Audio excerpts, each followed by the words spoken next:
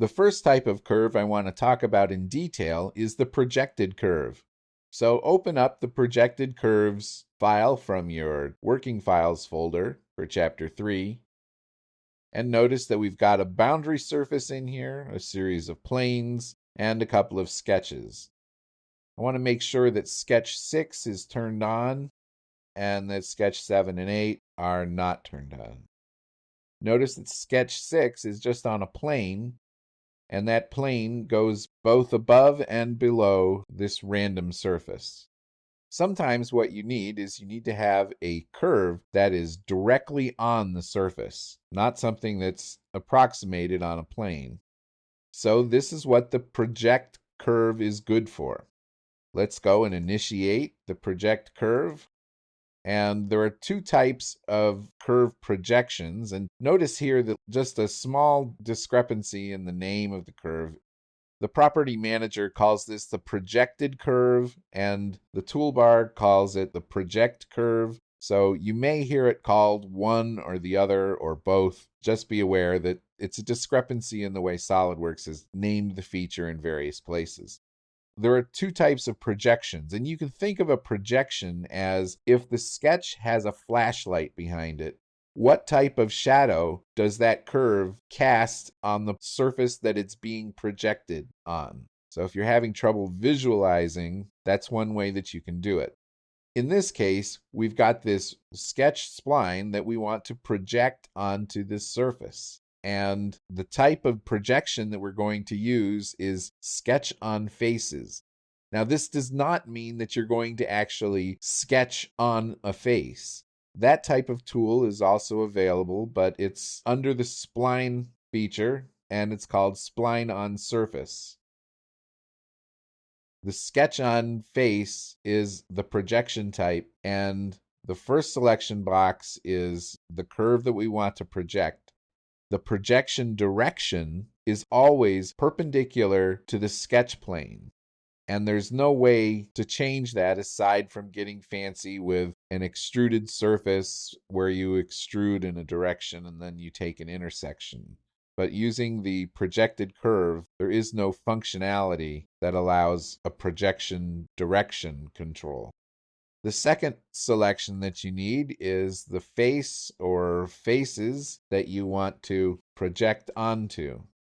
And in this case, if we click on the green check, we're only going to get a portion of it because the sketch goes in and out or on top and on bottom of the surface. So if we edit this curve, you can click on reverse projection, but this really doesn't improve things at all. It just gives us a different bad result. So what you need to do when you have a case like this is you need to create a new plane. I'm going to take this top plane, select it, Control drag it down some distance, any distance, it really doesn't matter, just as long as it's below the entire surface. And then I'm going to reorder this to before the sketch in the tree. And I'll rename this to be projection plane. Now I want to move the sketch.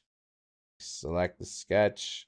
I can edit sketch plane and select the projection plane.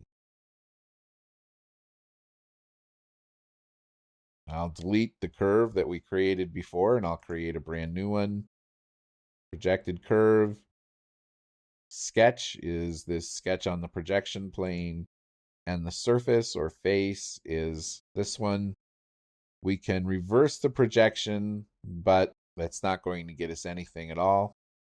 So this is the correct projection, and click on the green check. Now notice that we have a curve that lies directly on the surface of the part. Now remember I said that you may want to convert all curves into 3D sketches. There are two ways to do this. One way would be to open a 3D sketch, select the curve, and use the convert entities. Another way would be to do this more directly, and we'll turn off both the curve and the 3D sketch. I'll select the sketch that we're trying to project and use the extruded surface. Again, two things that you can do. You can double click on the surface, which will extrude up to the surface. And if we hide the surface, the edge of that new surface is the same as the projected curve. So if we turn that back on, you can see that they're exactly the same. Let's turn back on our surface and change the definition to be a blind extrusion. And I just want to make sure I go past the original surface. And then if you use the intersection curve, which is again a 3D sketch, not a curve at all, click OK on that. This is a 3D spline that is exactly the same as the projected curve. So I just want to show that there are many different ways of doing the same thing in SOLIDWORKS and getting a tool that you can use in a more robust way. The 3D sketch is going to be more robust than any of the curve types. Now I'm going to turn off both of surface bodies and all this other business that we have going on. Go ahead and turn on Sketch 7 and Sketch 8. And now we're going to talk about a different type of projected curve. Let's hit this drop down again and get the project curve. And this time we'll switch it to Sketch on Sketch. Some people have difficulty visualizing this, so I'm going to show it in a couple of different ways. I'll select first this S-shaped sketch, and then I'll select just the arc. And notice that SOLIDWORKS is going to give us a preview here. If you are having difficulty seeing your previews, or if you've got a white background and your preview showing up pale yellow, let me show you how to deal with that quickly. Go to your Tools Options dialog on Colors. You want to go down to Temporary Graphics. Change that to like an orange color. And also your Temporary Graphics Shaded. Change that also. Both of those will help you in visualizations. And in particular, we were having trouble with curvature combs earlier, and that orange will stand out much better than the yellow ever did. This projected curve shows up, and you can see if you look at it from this point of view, it looks like one of the sketches. And if you look at it from this point of view, it looks like the other sketch. That's what the intersection looks like if you were to take an extruded feature and extrude this surface through space in this direction, and then do the same thing with this sketch. Then where do these two extruded surfaces intersect? Well, they intersect exactly at that projected curve. Another way to think of this is that it's like a reverse 2D drawing. On a 2D drawing, you take something 3D and then you project a 2D view from the 3D object.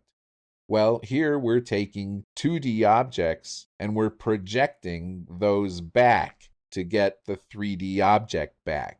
So if you have an edge that you can describe on a 2D drawing by a series of projected views, then that's a good candidate for using a projected curve to get the curve back.